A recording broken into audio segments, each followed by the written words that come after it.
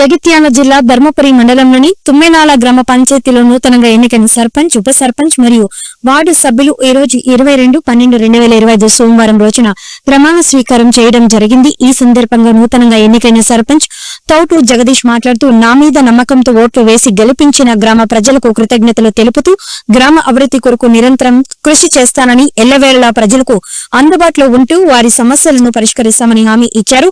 అదేవిధంగా ఉప సర్పంచ్ అప్పల మల్లేష్ మాట్లాడుతూ పులి పద్మ, పులి విజయలక్ష్మి, కరచర్ల చంద్రయ్య, సందవేణి సతీష్, యాదగిరి గంగా మల్లు వార్డు సభ్యులుగా ప్రమాణ స్వీకారం చేశారు.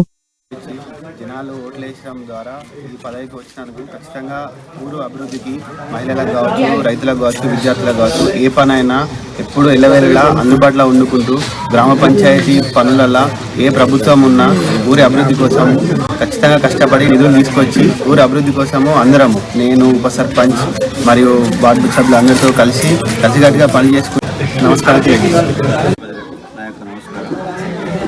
నన్ను మూడోసారి వార్డు నెంబర్గా 8వ వార్డు నుంచి గెలిపించిన మా వార్డు సభ్యులందరికీ ధన్యవాదాలు తెలుపుకుంటున్నాను. అట్లే మా పాలక వర్గానికి కూడా ఈ వారికి నా ధన్యవాదాలు తెలుపుకుంటున్నాను. ఈరోజు నూతనంగా మళ్ళీ ఒకసారి రెండవసారి ఉపసర్పంచ్గా నాకు నా ఊరి ప్రజలు అవకాశం ఇచ్చారు. ఇది నా గెలుపు కాకుండా నా ప్రజల గెలుపుగా భావిస్తున్నాను.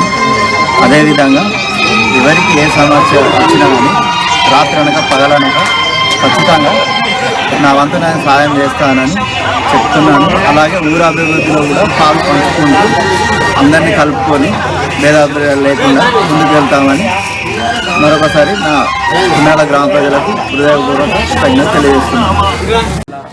గ్రామ పంచాయతీ సభ్యులందరికీ నమస్కారం.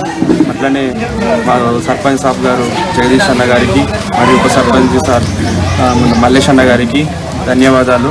అట్లనే నాతో పాటు 10 వార్డులకు ఎంపికైన ప్రతి సభ్యునికి ధన్యవాదాలు తెలుపుకుంటూ మేమందరం ఒక్కటే, భేదాభిప్రాయాలు లేకుండా మన గ్రామ పంచాయతీ అభివృద్ధి కోసం ప్రతి ఒక్కరం తోడ్పడాలని మనస్ఫూర్తిగా కోరుకుంటున్నాను.